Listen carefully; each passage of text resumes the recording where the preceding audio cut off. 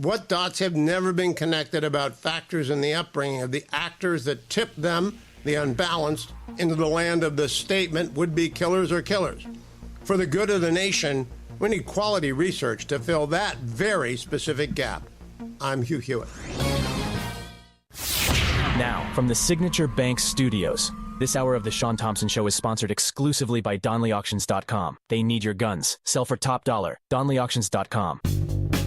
From the streets of Melrose Park to the trading floor of the Merc, he's fought for every dollar he's ever earned. And now, with personal liberty and our system of capitalism under assault in America, he's here to seize back our rights from the government with a cigar in one hand and a copy of the Declaration of Independence in the other.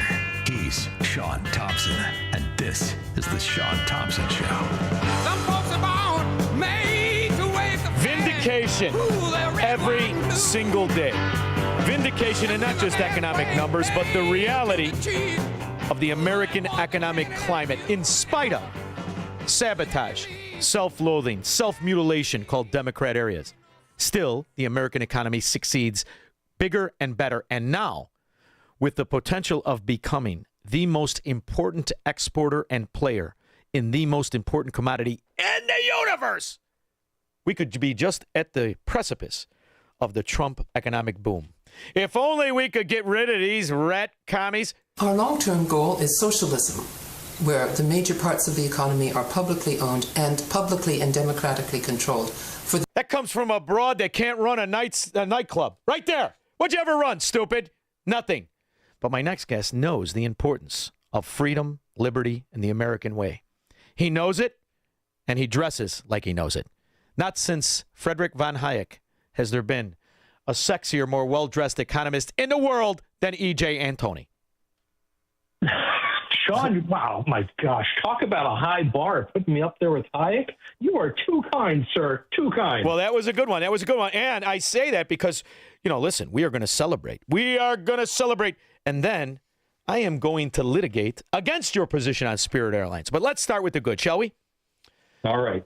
The good is the breakup of this syndicate, this mafia that was put in place specifically, directly by big oil, by corrupt oil, to benefit the high prices of oil and anything in the alternative form of energy called OPEC. OPEC is a cartel. It is a syndicate. It should have never existed. But then again, big oil in this country, the Rockefellers paid big money to set up that cartel. They paid big money to get that peanut farmer into place, to make the theocrats in charge of the Midwest or the Middle East oil. And they were just doing their job by driving up prices, weren't they?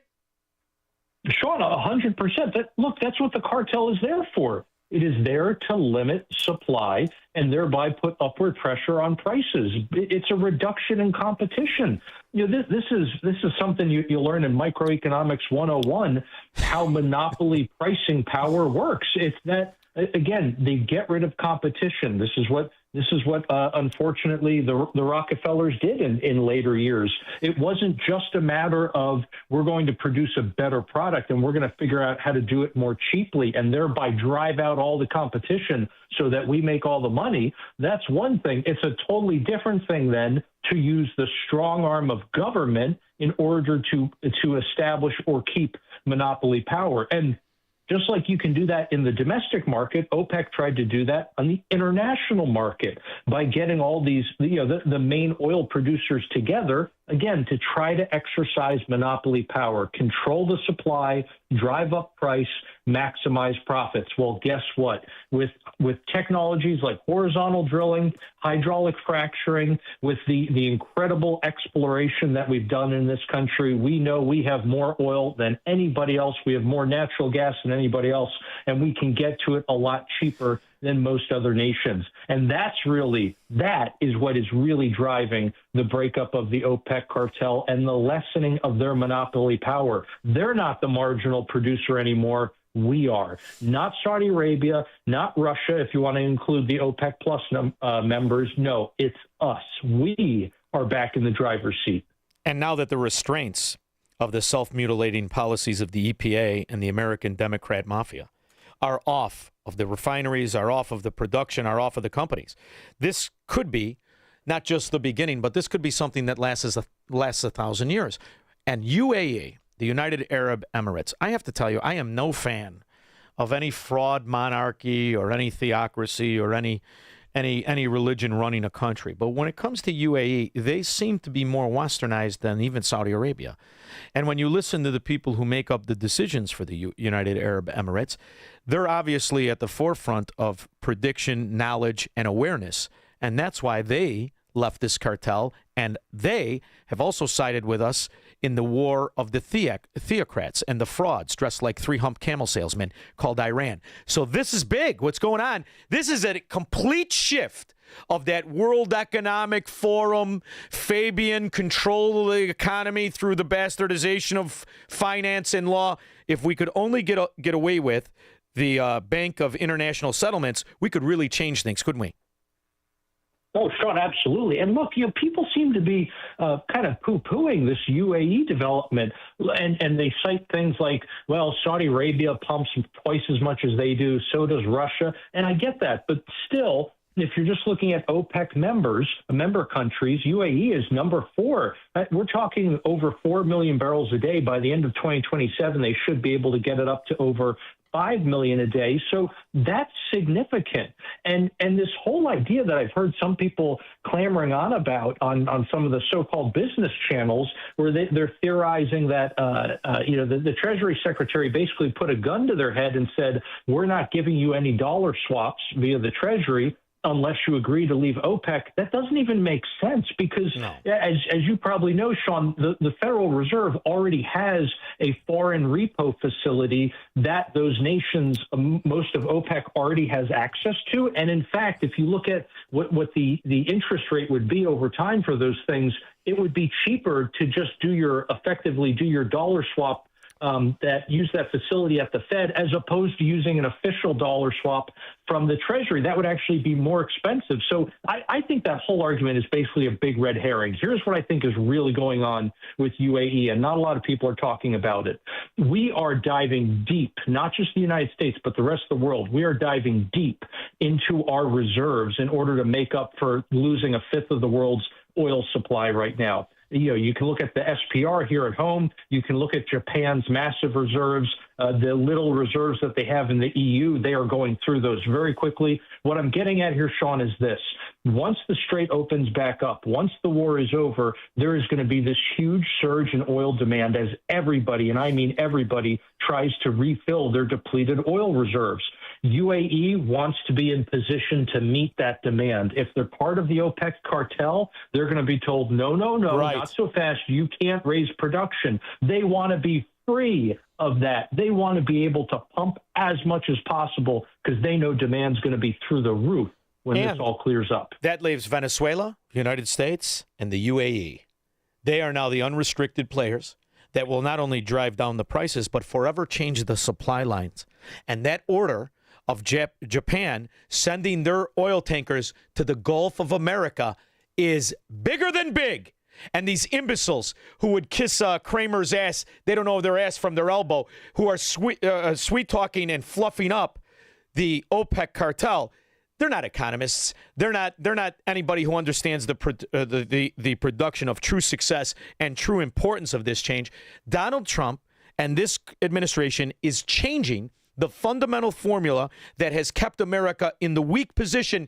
Even though we have the biggest economy because of small business, we've been subservient through forced manipulation and regulation to include these idiots. And when you look at the way in which we have to refine oil, you and I have talked about it over the years, but it's ridiculous. It's preposterous, and that's the next shoe to fall. And I love what this Zeldin is doing at the EPA, and I love that he talked to that moron, Delorio. She doesn't know what fracking planet she's on. She's making arguments that are talking points handed her from the DNC, which likes that self-inflicted costs to our citizens and regulations and mandates. So I think their control is over. I really do.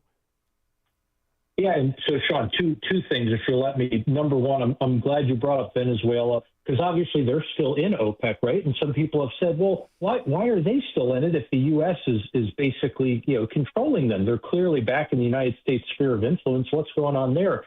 What's the incentive for them to leave right now? Their infrastructure has been so badly neglected by the communists that used to run the country that over the last 30 years, their productive capacity in terms of oil has fallen so much that they can barely oftentimes meet the OPEC quota anyway. In other words, it doesn't do them any good to leave and try to produce more because they can't. But you better believe as this investment pours into that country and as their infrastructure, as their wells and everything are repaired, replaced, et cetera, and they do have more excess capacity, that's when I think it's going to be right time for them to leave. Now, on the whole refining front and everything we have going on here in the United States with regulatory overreach, it is so clear when you look at the impact of this, and you can see it very, very clearly at the state and local level. The areas that have the worst restrictions, and look, I'm not talking about trying to keep the air and water clean. Of course, we all want that. But guess what?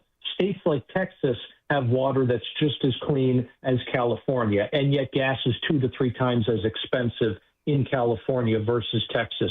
And it's because of ridiculous regulatory overreach, all this bureaucratic red tape that does not keep the air and water clean, but it does drive up costs. Now, you have the exact same thing at the federal level, but of course the difference there is that it's everywhere, right? Everybody, it doesn't matter if you're Texas or California, you both have to abide by that. But even still, you can see a difference when you're looking at one nation to another. You still have that kind of laboratory experiment you can look at in real time. And so you look at the EU and the regulatory overreach there, which is worse than it is in the United States in terms of the federal government. And sure enough, you once again see that very clear cost differential between the EU and the U.S., just like within the U.S., you see it between Texas and California. These far left, radical, environmental, whatever you want to call them, ideological policies have real world ramifications, and they are hurting consumers. They have been for years.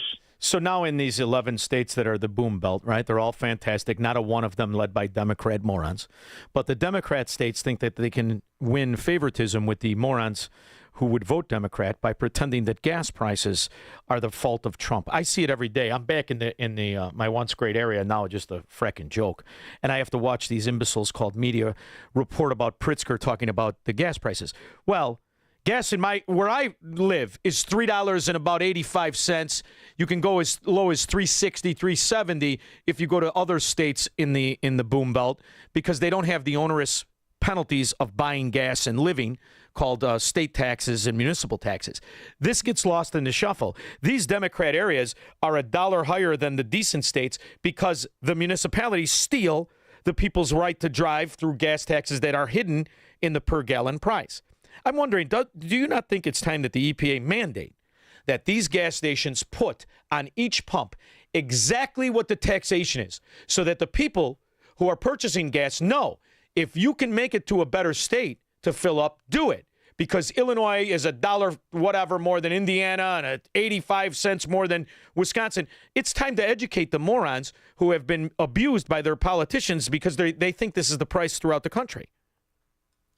Oh, Shaun, I have for a long time been an advocate for exactly what you're describing. I want an itemized gasoline receipt. I don't just want to see the final price, including taxes, right? They always advertise that includes all applicable taxes. I want to know what those are, right? I want it broken out. Show me the actual cost. And look, I'm not saying you have to break it down by this is the cost of crude, this is the cost of marketing, this is the cost of transportation. No. Just give me the whole private sector cost. So I know what the private sector is costing here. And then I want to see the federal taxes. I want to see the state tax. And yeah, if it's Illinois and a few other states that do this, I want to see not just what they're charging per gallon, but they get a % of the sale too. Sure. So that as gas prices go up, they now make even more they per get paid gallon. 5 times.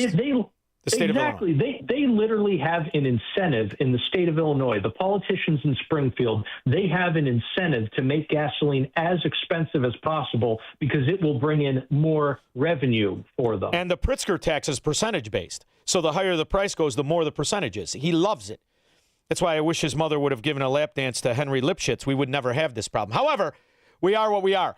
And now that takes me to the other problem, because you know who does itemize the taxes from government on the sale price of what they sell? I bet you don't know.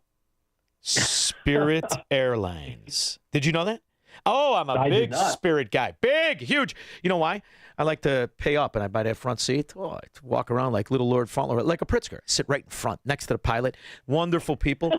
And I do it all the time. And one of the things I remember about Spirit, plus I like the idea that a fight could break out at any moment. That's why I only go to dangerous places. Love it. I'm willing. I love the kick. That would be a story. Either making out with a stewardess or kicking somebody's ass. That's why I fly Spirit. They should put that on a commercial. So now, the reason I am sympathetic is I remember when the illegitimate fraud traitor regime called the Biden administration did this twice. Breaking news out of Washington, D.C. The Biden administration is suing to block a merger of JetBlue Airways and Spirit Airlines. Attorney General Merrick Garland said the deal would reduce competition and drive up fares for consumers. Not once did that ferret-faced Chicago commie, Merrick Garland, and the traitor Biden regime do this to Spirit, but they did it twice. To a shakeup in the airline industry. Today, budget carriers Frontier and Spirit Airlines announced plans for a merger, saying that together they'll be able to offer low fares to more destinations across the U.S., Latin America, and the Caribbean, including underserved communities. But the Biden administration, who pretends to represent those underserved communities, which, by the way, I've seen with my own eyes. People pay $50 for a ticket, go to the Bahamas, go to Florida, go all over the world. The Biden administration killed that deal, too. And the reason I believe is because they had an unholy alliance with the cross-dresser CEO of United.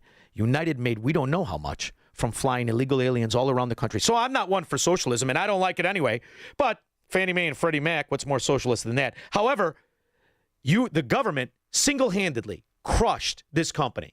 Single-handedly. And now should absolutely give a bridge so that they could go back to where they would have been had Joe Biden not been able to steal the presidential election. Well, Shaun, so if memory serves, you and I actually talked about this twice before, back in, I think it was 2023, and then again late in 2024. Correct. And we were talking about how JetBlue had been trying to buy Spirit Airlines, right? Or Airways, whatever it is.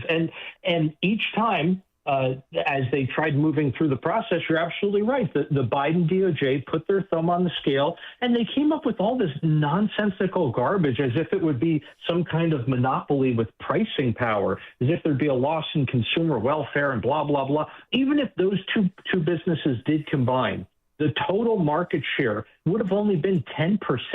Yeah, not and even. It would have been smaller than any of the big four airlines. You mentioned United. Airlines like United and American still would have been more than 50% larger than the combined company. I mean, it was absolutely ridiculous. So, again, you're 100% right. I agree with you. And we talked about this before. The Biden DOJ is definitely what ruined this deal. And look, if there's a way that the government can help, facilitate a merger that'll save it, whether it's with JetBlue or whoever else, then that's one thing. But I just can't get behind throwing good money after bad here and the government basically doing a taxpayer-funded bailout. I don't want to bail out, but I wouldn't mind the title theory loan. This is something we need to get back to. The problem is we had communists and frauds help create a system of debt which should never exist. There should be title theory loans, which means that there is no, you streamline any foreclosure or any default process by confiscating the items. The lender holds title, and there isn't this process of confiscation. So if the lender holds title to Spirit Airlines aircrafts and their assets and their policies, now if Spirit doesn't live up to whatever the deal is, and I would literally give them an interest-free loan for 1 year, 3% for 2, 6% for 4. Let them pick their poison, and this way the people profit from it. But it's a loan facilitated through an illusion of lending. What is Fannie Mae and Freddie Mac? It's exactly that. It's a fraud. It's a front. We're already socialist. Fannie Mae and Freddie Mac mean we're socialists. It's not the private company. It's not a quasi-private company. It's the government manipulating home buyership. So why not do it at this level? This company employs 28,000 people. This is a big deal. And you and I talked about, you're exactly right, 23 and 24, and you and I said they will be bankrupt. That's what the Biden administration wanted as they protected their cohort in corruption as moving illegal aliens above my country, United. I'll tell you what, if I get stuck here and I can't get back to my paradise, I will not fly United. I'll walk or ride a bicycle first. What do you think? Hey, I will. No need for the bicycle. I'll buy you a motorcycle, Shaun. Thank you. You can at least do the trip in style. Oh, yeah. Look. I would again. My preference would definitely be, because you're right. Things like Fannie Mae, Freddie Mac. It's socialism, right? It's government subsidization of these industries, and specifically government subsidization of special interests within those industries. But at the end of the day, I would still rather see something like a JetBlue or another relatively small airline. Maybe that's like Hawaii and Alaskan, whatever the case may be, or Alaska Airlines. Somebody else at least be able to buy up Spirit. Maybe it's at fire sale prices, but I would much rather see that. And I agree, it's a lot of jobs, and I want to see those jobs preserved. But this is one of the things Milton Friedman used to talk about. If a business does go bankrupt, like he used to talk about this in the 80s with Chrysler, saying the government should not be saving Chrysler. If Chrysler goes out of business, the whole business of Chrysler does not simply go up in smoke. The factories don't disappear. They're going to be bought by Ford. They're going to be bought by Toyota. They're going to be bought by GM, be bought by Mercedes. Somebody is going to buy up those assets, and they're going to employ people to make other products there. Well, and the other thing too is they didn't go out of business. This is the problem I have with the position we're arguing, or the circumstances as they are. They didn't go out of business. They were in a position a few years ago to expand. They were forced out. They were extorted out. It reminds me of all the way in which these governments destroy businesses, and then all of a sudden the guy's sitting there, I went bankrupt. You didn't go bankrupt. You know who goes bankrupt? Government goes bankrupt. They just never, ever have the final day. You were forced into bankruptcy. That's the big argument I have. Organically and through the theory of what capitalism is, the government should have never had the power to crush those mergers, ever. They should have sat there and shut the frack up, and I'll tell you what we're going to do. This idea we bend knee to these congressmen and senators, they wanted a payoff, and you're not going to pay off the Biden administration. They were stealing trillions by the millisecond. So my argument is they were never going out of business until the Biden administration made certain they were going out of business by putting them out of business. So when you think about the way in which governments should be able to help people, I am telling you the trick and the excuse that should be used is always that if you're going to give money to somebody, you hold the fracking title. Now, whether you want to call title or lien theory and argue the nuances of it, it was created to give the illusion of a borrower of ownership when he isn't. And that's why when we were kids and you hear your grandfather talk, they didn't have that theory. If the bank gave you the money, the bank owned your house. And think about what they would do. That would also cut down on all this title theft nonsense.